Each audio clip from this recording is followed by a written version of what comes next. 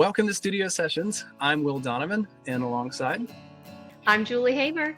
And we're here to spark your creative journey and help you build the studio of your dreams.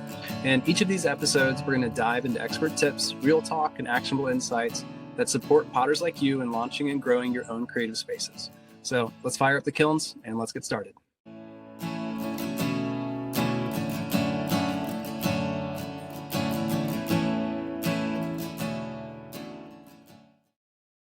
Hello, everyone. Welcome into today's Studio Sessions, a Pottery Podcast. My name is Julie, and with me is Will. How are you doing, Will? I'm doing really well, Julie. How are you today? I'm good.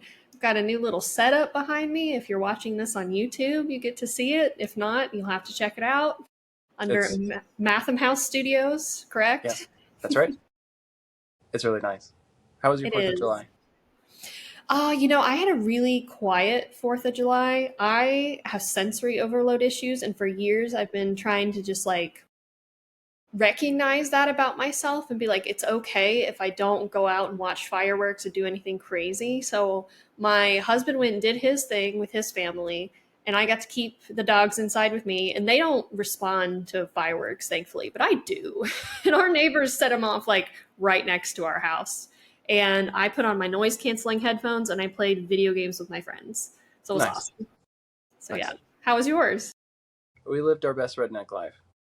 I went down to visit my family in the low country of South Carolina, near the Conway, Myrtle Beach area. And we did set off fireworks in our driveway.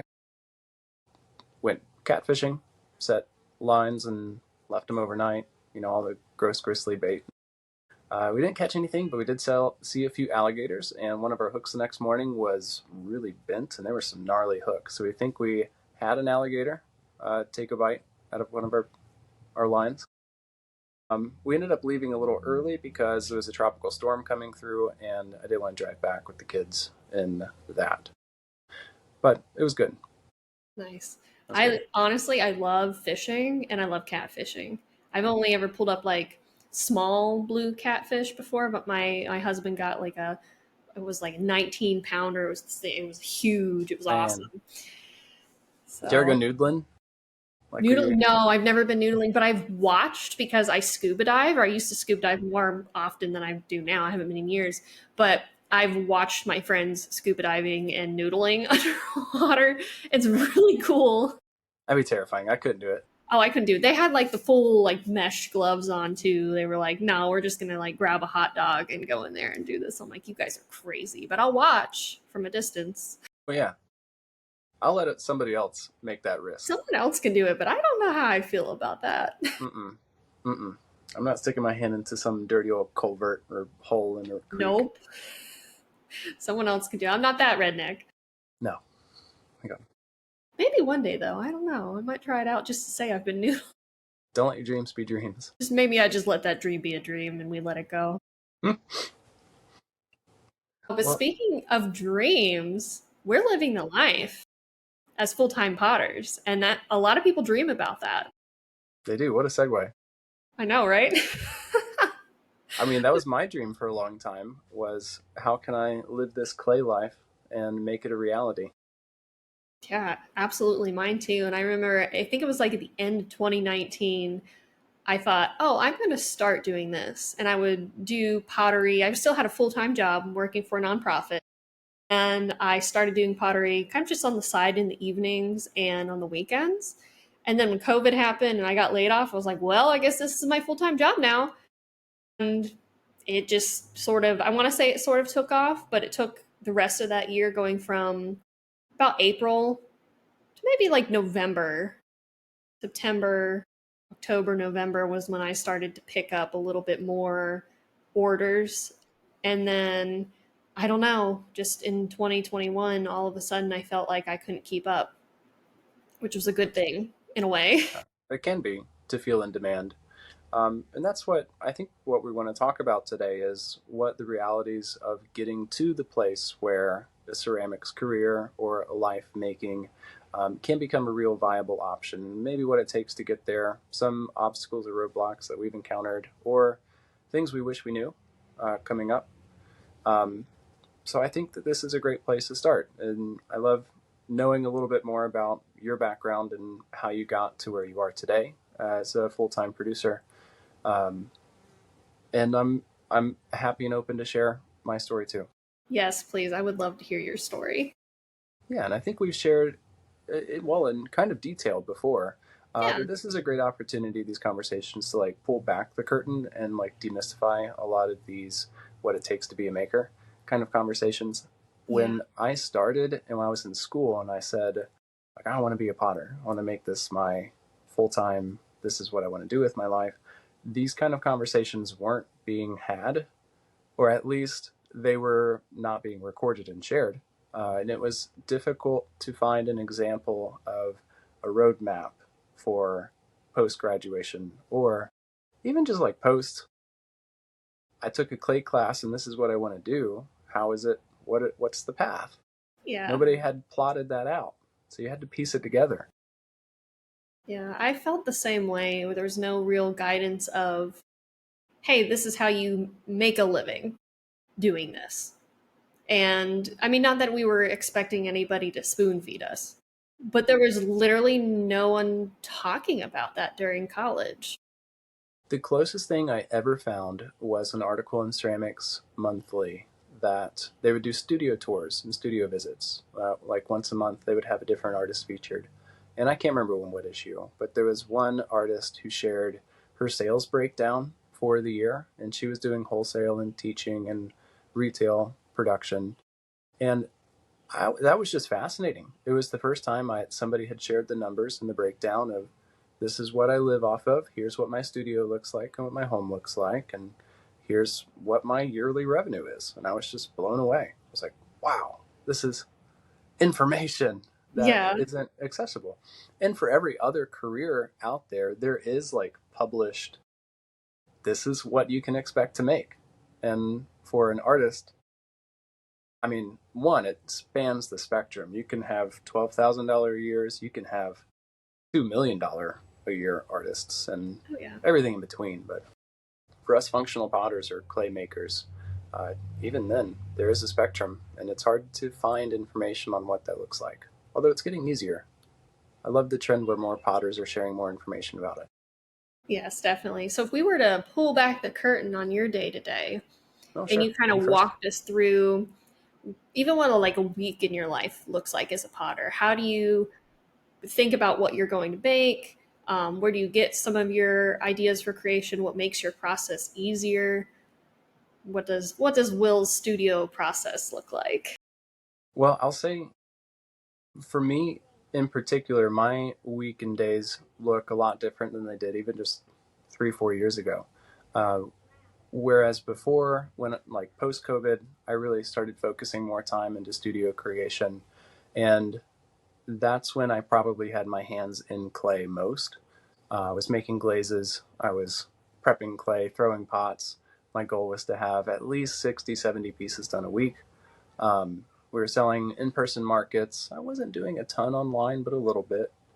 And at that time, like right before COVID, slightly during, I was also teaching classes at a local community studio and retailing and wholesaling. Like I had the spectrum of the different revenue streams. And so my time during that phase of my making life was very busy. I had multiple different income streams, one being Clay King, which I've been for the past 10 years. They've been a constant, which still exists today, just to be honest. I did produce like retail, straight to market or straight to online. I taught a few classes. It wasn't a huge part of my income. And I did some wholesale, whether to restaurants or local markets or businesses. So that during that phase of life, I was saying yes to so much because I didn't know what I was good at really, or what was sustainable, or what I was interested in pursuing long term. And I think that's like the path for every young or burgeoning artist is you have to say yes to so much to figure out what's sustainable, what you like, and what the market will bear or pay you for. But what I started noticing, especially after 2022, 2023 especially, was that as online sales were picking up, people were more willing to shop online. I was getting better at sharing via social media or other formats. Um, and I started focusing more of my attention into online sales, social media sharing, and really trying to find the ways to pull the highest lever, I guess, is, or like turn the biggest cog. Yeah. And I found that was mostly through social media and online work. So my day to day and week to week looks a lot different now because we've changed a lot of things to optimize for that. So a general, well, I'll just cover the past couple months. In January through June, we decided, hey, we have a few medieval themed events that are coming up just in my own like personal life that I'm interested in doing through reenactments or Renaissance fairs. We thought, why not make the clay work a part of that focus? And so for the first 6 months, we focused on medieval pottery. We made feastware, goblets, bowls, plates, like anything that looks rustic and earthy. That was our palette, that was our clay choice. And we made a lot of things. My day would look like planning out the forms that we were going to make, event planning, where we would coordinate. We hosted a medieval feast with the local restaurant, so that required a lot of coordination and spending time to like send out the invites and try to get people to come and join. Then the actual production was making the pots and putting it all together, glazing everything, running it through the kilns. And we were doing that simultaneously while organizing the website and making sure we're selling day to day. So that was like probably the crux of our like hands in clay, physically making things. And yeah, that was like the clay, the pottery part of what we sell. Now with our studio, we also have, and we've kind of built on what we've done for the past couple of years, where this is the first full year we've had like a pre-produced slip cast mug. So full disclosure, we partnered with Maryland China last year to take one of our like mug forms, the mug that we'd made literally thousands and thousands of. We took this form and they made a mold. They helped us find a production partner, and then we ordered a few thousand of them. It was honestly very scary and very like outside the realm of what I thought a potter would be when I like first started.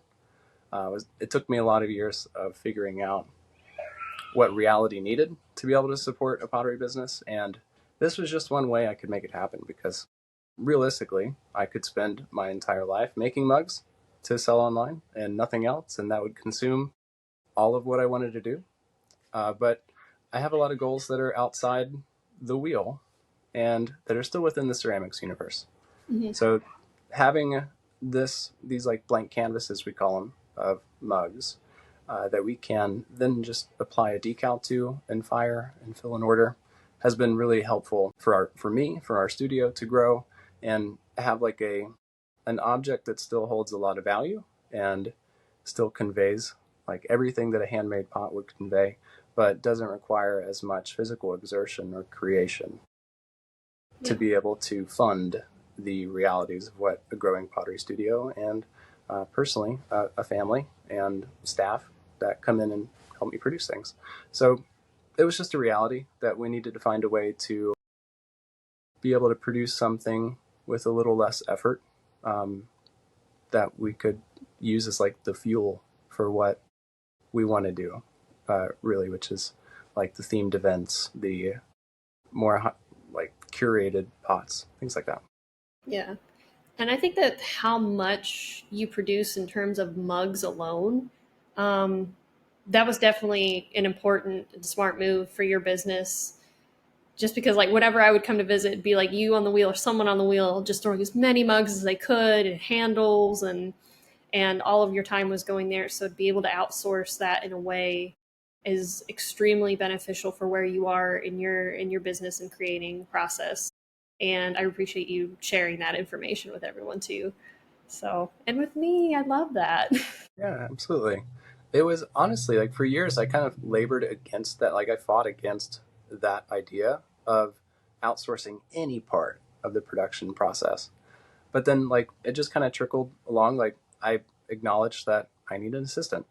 I need help in the studio. And that was one obstacle of like one level of removal for me was I wasn't doing literally everything. And then And it was, you're yeah, like you were like overexerting yourself though too. I feel like with all that mug production, and we have to think about our bodies and just how much toll that takes when you're producing hundreds of mugs a month, yeah. like a week for Mhm. you. I mean, the reality was like I was hurting. It probably just a few weeks ago, like my wrists finally started to feel good again. Like, Gosh, how does that feel? um, I want to know.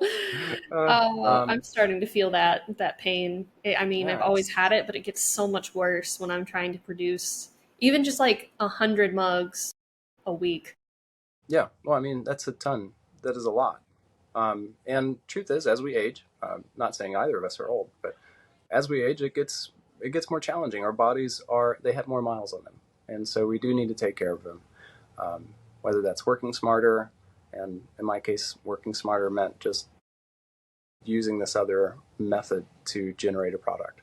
And that was another thing that I had to kind of disassociate with was viewing the things that I made as products, whereas I used to view it as like this is a precious, sacred artifact. And yes, that is also true, but the the end consumer, like the person who's going to pick it off a shelf or click a listing, they're seeing a product and it is a product and it has to function that way in order to sustain a business or yeah to yeah you just have to have that mindset. So that was another kind of like personal roadblock that I had to get over was taking the preciousness out of it so much that let me look at different avenues for creation or income. Right. And it's not a either or, it's an and situation where yes, we still wheel throw a lot of really cool things and we're able to do so much more because we have this slipcast canvas. Yes. And I'm not really I don't know if I ever will be at that point, but I am definitely feeling the exhaustion of throwing multiple forms over and over again and what toll it's taking. And I've had people reach out to me and ask if I wanted help, and I have one person in mind that I may take up on that. Even as just attaching handles to mugs, like It's so something to helpful. help me take the process, my entire process, like break it down a little bit and have someone, even just any part of it, getting a little bit of assistance would be great. Yeah. And I So would say if you look just historically at potteries being like the facilities in which pottery is made, like they have people who are doing one specific thing and then another person doing the next step of the process. It feels like expected almost in this like craft, like high, like if you think about like elevated craft or like what people sometimes expect of artists, yeah, um, people seem to like I had this pressure of I have to do everything. I'm expected to do everything. But if you look historically on functional, even like art as a profession or potteries as a like historical process, there are many hands in the process. oh yeah, absolutely. And that seems to be like the sustainable route. Though there are still many instances where like artists, individuals do it all. Um, but that's just a part of the conversation we need to have with ourselves as artists and producers is what life do I want to curate and what does my creative process mean to me and what are my goals and then putting the pieces in place to make that happen. If it's making $500,000 a year, making like off the things that you make, then you're probably going to need some systems that rely on others or other production methods. If it's I really want a like a small, not small, I want a full life, but I want to make things that I want to live off the things that only I make. And I love being in the studio. I love the quiet. I love the practice of perfecting my process. And then it just can't be disconnected with the goals and reality that you want to live in. Right.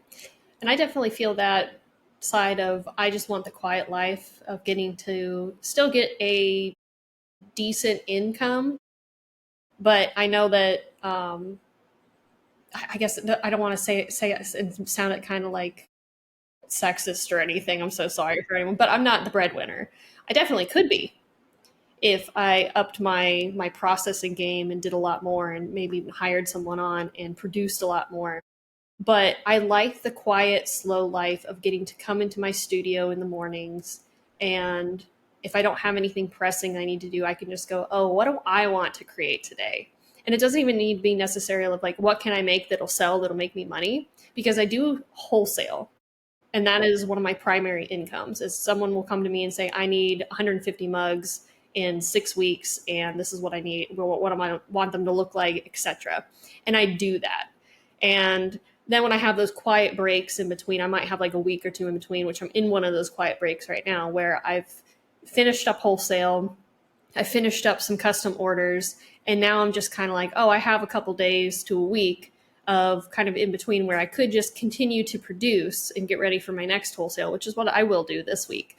But I also like to take a few days to just relax in my studio and do like a reset and a mindfulness, or I read my books and what can I play with this week? What can I experiment with this week? And it's nice to have that slow life. And even things that I get inspired by, I can say, oh, I can incorporate that into some of my next work or next pieces and work on some fun projects for myself on the side.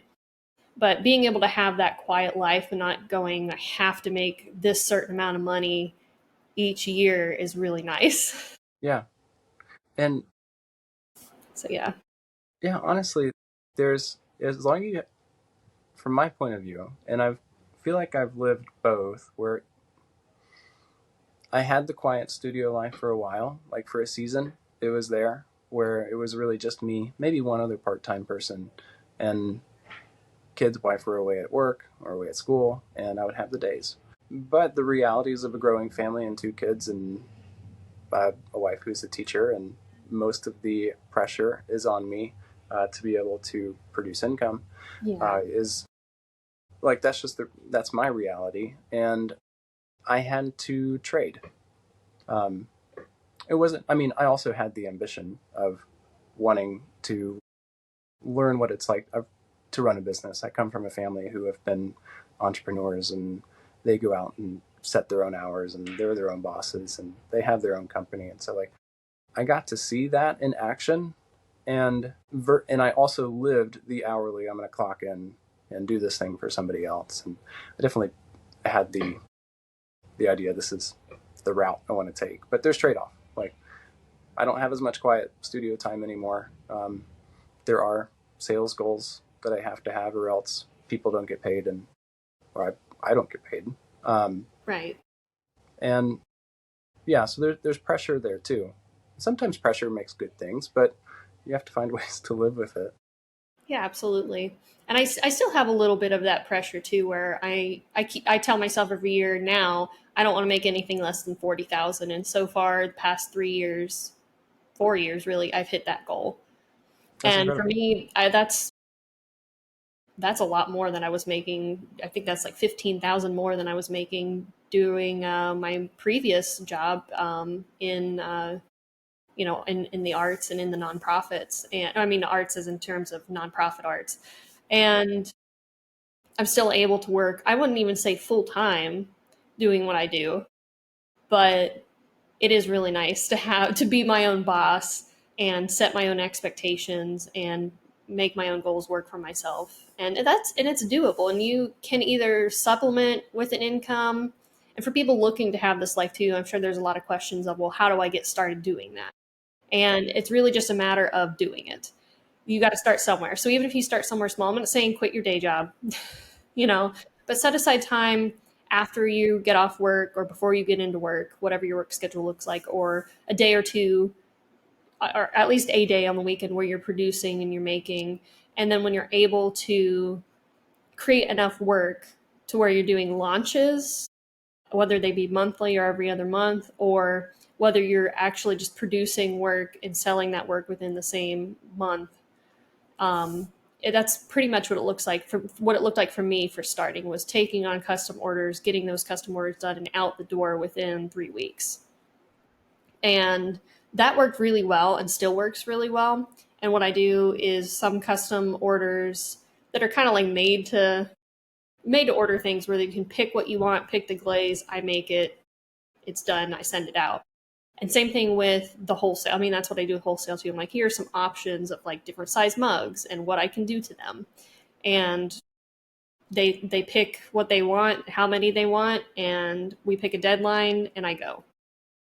And that has been working really well for me. And then in those moments of the downtime or things are in the kiln and I got a day or two where I'm like just kind of in the waiting period, I will still make things for myself, either for my own home or just for fun. Or I'm like, oh, I'm going to create something new and see how well this sells. And it's a great opportunity to test the waters. Do you ever feel like you bump up against burnout or seasons of life where you don't feel creatively charged or your batteries at zero? And how do you deal with that? I definitely get burnt out easily. And that kind of goes with that like overwhelmed feeling too. And in order to kind of tackle that, I've been doing 2 different things. One, I've been setting an actual time for myself where I get up, do stuff in the studio, and then I'm done by 5:30. I usually don't go any later. Sometimes I don't go later than 4:30 in the studio, because if I'm up and in my studio by 9 or 10 o'clock, and it's not even necessarily in my studio space because I have things like that I'm glazing or whatever, I have a list of the things that I do. I do those things in the time that I have. And then when it comes to 4:30, 5 o'clock in the evening, I make myself stop. And that's been really hard, but I make myself stop. I have a decent meal. And then I usually play video games with friends, and that recharges me, which sounds kind of silly, or just have some like downtime to myself.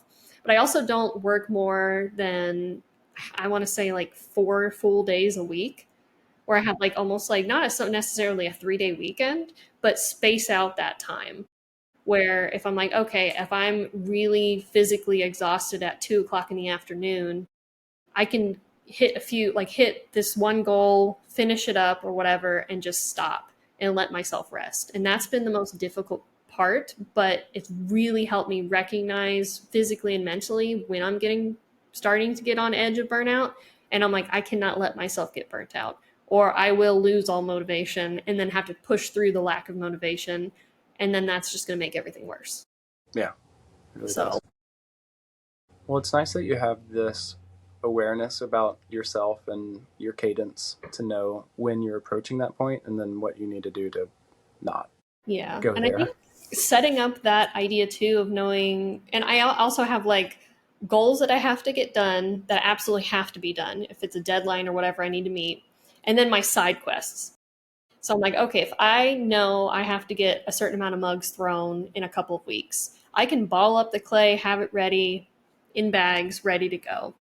And then if I'm like, you know what, I just don't feel like sitting down the wheel at this moment and throwing, I will go work on something else, whether it be work on my website or maybe update something on Etsy, or, I took pictures of these things and never actually edited them or anything, or something's been sitting around that needs to be glazed. I have like my side quests of what can I do where I'm still working towards my goals as a professional potter, but I'm not necessarily doing the thing that my brain is like, hey, no, not right now.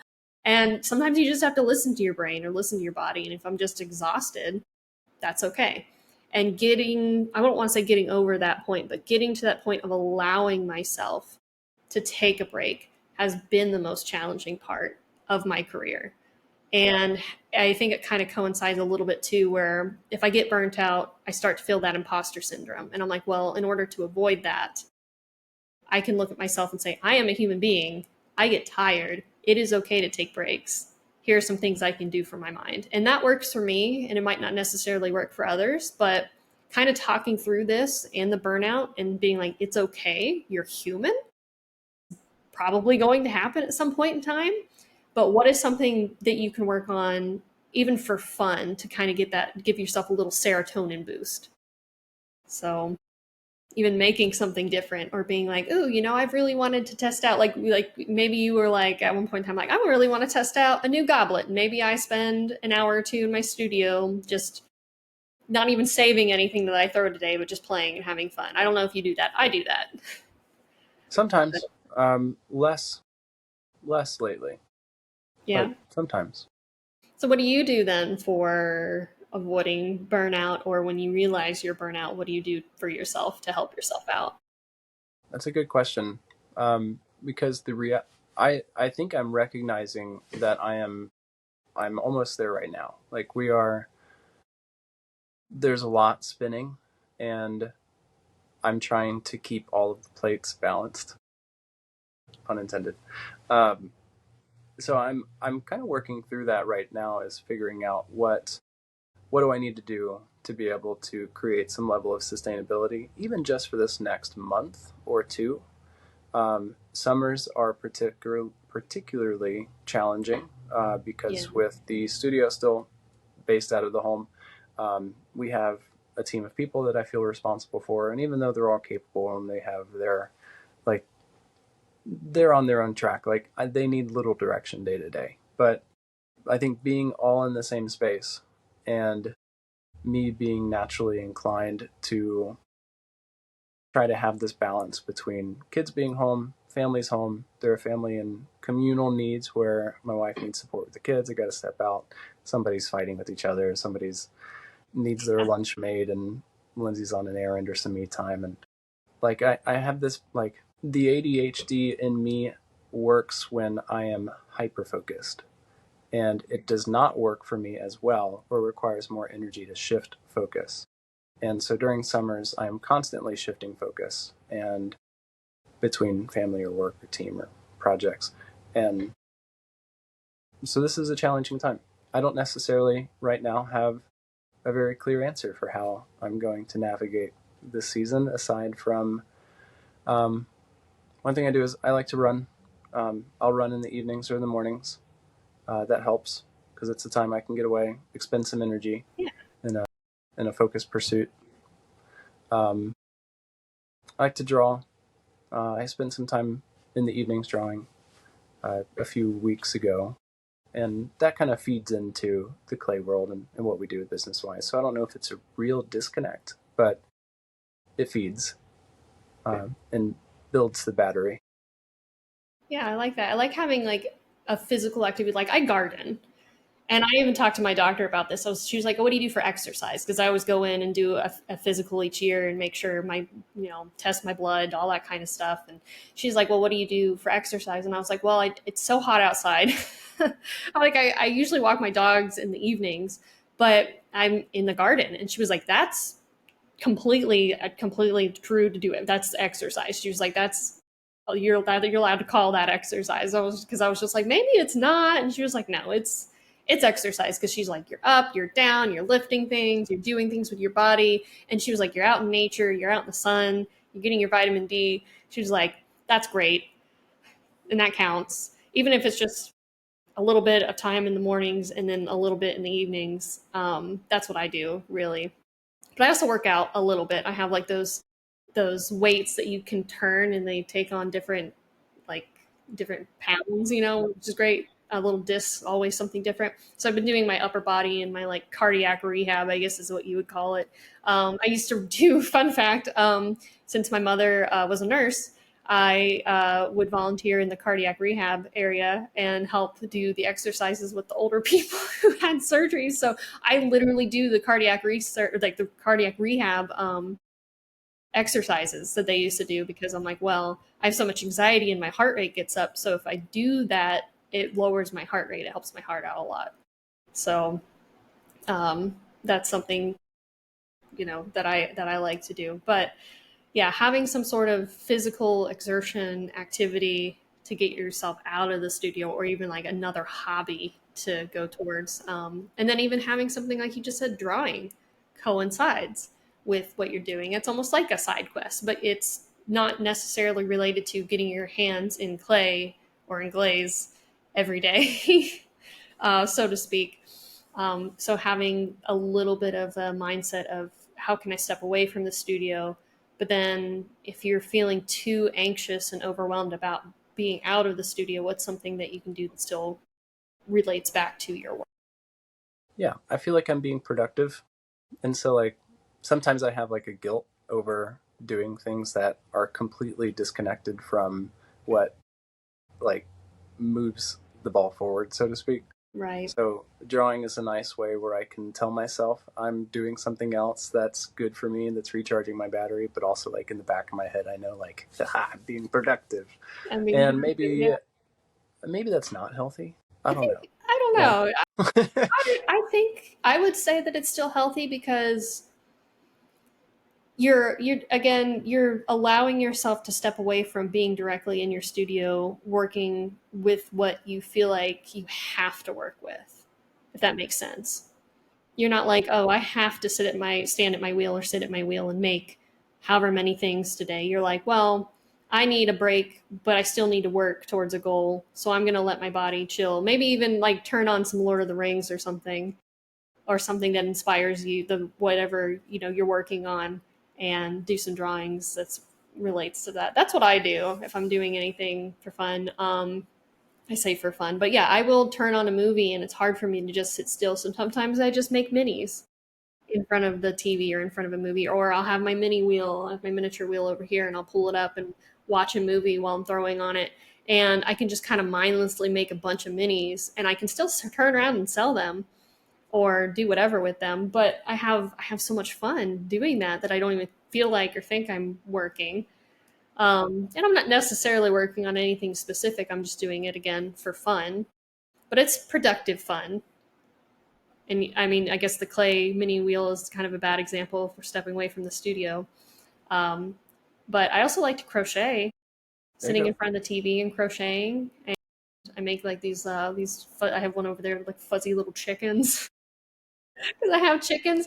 And then I have, a bunch of stuffed animal chickens that I've made. And when a kid has a birthday or something, or one of my nieces or nephews has something coming up, and I'm like, oh, I can mail a chicken to them, That's great. which is fun. So I might need to see one of those chickens sometime. yeah, you want me to go grab? I can go grab a chicken. If it's within reach. I'm gonna be right back. It is Okay. within reach. Here we go, guys. Oh, that's awesome. Look at my little crocheted chicken. That's fantastic. That So makes me this is so what happy. Julie does when she's not creating with clay. She makes little chickens. I'll just put it Yeah, please do. over here That's a behind perfect me. spot for him. That's perfect. And now I have That's a great. chicken. Now you have a chicken. I think there's something about just being a creative that, like, we are. I don't know. Maybe I'm speaking for just me. I have such a desire to see a result for a thing that I've done, and maybe that's how human beings are wired. Like in a video game, you level up, or Oh yeah. when you're drawing, you see the finished thing. When you're making a pot, you have a shelf full of creations. I don't know. There's something so rewarding and energizing and dopamine dripping about Yeah. starting, like having an idea and then manifesting it. And I had one of my friends this week ask me what is my favorite part of the pottery process, and it was kind of difficult to explain, but absolutely, you just said it, manifesting what's in my head. Like I have a vision of what I'm going to create, and I love all the parts that help me create that vision. Like I love the creation process, all parts of it, but then actually seeing the finished product, opening up the kiln, and just being like, I made this. And just that whole is just something that just gives me such a little warm feeling in my brain when I'm seeing it all come together, even when I've finished making or in the process of making little details, or right, as soon as I'm actually done making it, it's just going to be in the drying process or whatever. Now I can look at it and go, I made this. And there's just something so fulfilling about that. And that's what I love most about one of the things I love most about this career is like for me, I make I make the coolest things. I feel like, and other, whatever, everyone has their own opinions, I'm sure. But I'm like, for me to be able to be like, wow, I made this. And that's really cool. And this came from me. And I mean, I love all the mugs that you have behind you too. I love being able to see what you've made and you've posted. And I'm like, wow, look what Will made. Like, he made this. And even the drawings that you've done, like all little parts of the process that you've done and seeing that finished product is just, yeah, it's so fulfilling. Yeah. I don't know if everybody's wired that way, but I know for me, it sounds like for you, and what I imagine is a large portion of makers and creators is seeing that finished thing is like great. And then what takes it to like the next level of just like heaven opens and like all the dopamine and the good feelings is when somebody else reacts to it in a positive way. Like that's when it becomes wonderful. Definitely. Just taking something for the first time too. I still remember that little sleeping figure I made, and taking just a little block of clay and creating something and then looking at it in my hand and thinking to myself, I need to do this. This needs to be my life. And just having that click. And then now I get to do that as often as I want every day. That's nice. Yeah, I mean, it is kind of like we have created this life for ourselves where we get to, in most part, pursue those things that we find interesting, and we get to take our ideas and pull them into reality. And I think that at the end of the day, that's probably what most people who are coming into an arts life want, is to be able to take their ideas and see them come into creation. And then it goes on to support like their livelihood and those things. So, Will, if you had a few pieces of advice that you wanted to leave our listeners with of doing studio work full time, what kind of tips would you give them? Probably a few things would be set very clear and realistic goals. Like zoom out 10 years as best as you can. I mean, life's going to happen to any extent. You can't plan for everything. But think of your best case scenario. Like what's going to make you unhappy if in 10 years you haven't done or you haven't gotten to that place. And then break down actually what do you need to do to make that happen? How much money do you need to have? Where do you want to live? Who do you want to be living with? If you want a partner, have a partner. Be as crystal clear in every major aspect of your life as you can. Do you want kids? Okay. And be realistic about the realities of those situations. Like, if you want to make $1 million in your craft career and you want to have wonderful work-life balance and you want to have a blossoming social life and you want to have and like it becomes challenging. So overwhelming very easily. Or impossible. Or you're putting so much pressure on yourself that you become so discouraged when you're not there. Right. And that's where that burnout leads to. Yeah. So I would say be crystal clear in your goals. And then you can work backwards to be pragmatic and realistic about how you're going to get there. Because even with tools that exist today, whether that's conversations like these where you can listen and hear other people who have pushed down that path before, or you can use tools like even ChatGPT or AI to kind of like, if you have a hard time visualizing the realities of a situation, you can input that into an AI generator and get back a very realistic result and a roadmap to get there. So I would say set clear expectations and then chip away little bit by little bit at what it takes to get to that point. And then be patient, honestly. It's building a craft career and an art career where you are selling not just a thing that you have to get skilled enough to create well, but also put yourself out there enough so that people want to invest in you as a person and an artist, because our art and our creations are little investments that people make into us as people. That takes time. And if you are enjoying the process and you like to see the things that you create and you are realistic about your goals, and you're actually doing it and you're not just living in your head and dreaming and daydreaming and daydreaming and daydreaming, but you are like doing the work that gets you to those dreams, then you're in a much better scenario than I'd probably say a lot of other people who say they want to be artists. And anything else? No, and in the beginning, say yes to a lot, figure out what you don't want, and then say no later. And be pragmatic, like be frugal, be scrappy. Yeah. Start small. I would also add to that too. Try different things.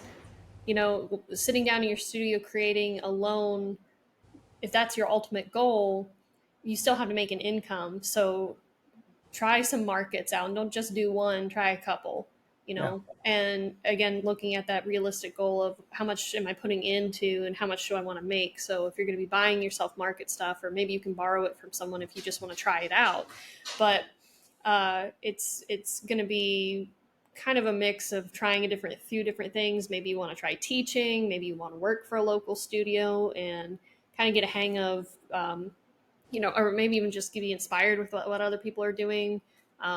Loading kilns, unloading kilns, glazing things, a little bit of everything. So, but I would always encourage people just to try it, just to write down a few goals for the year. Like maybe like, oh, I want to do at least 2 markets and I want to do, you know, maybe 1 wholesale order, and then just try the things and see how you like it.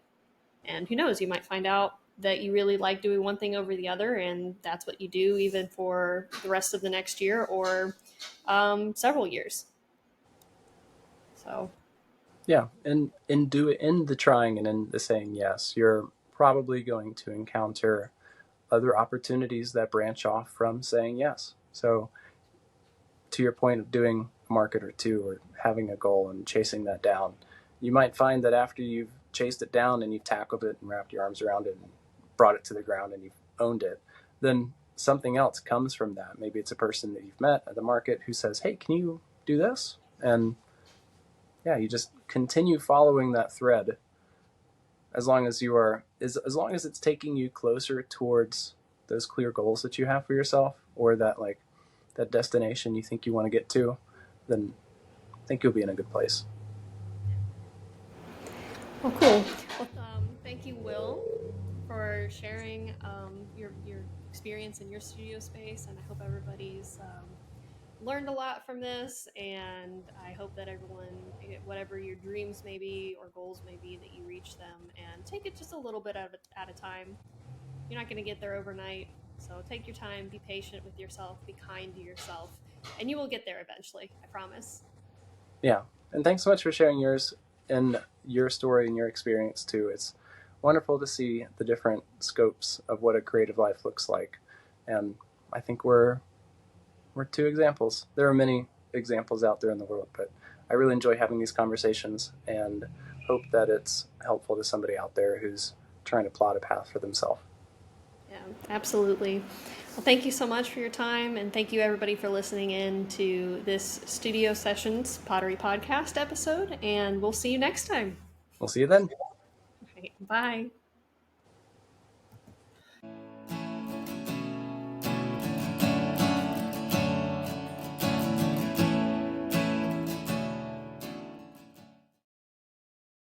Thank you for listening to this episode of Studio Sessions, a Pottery Podcast.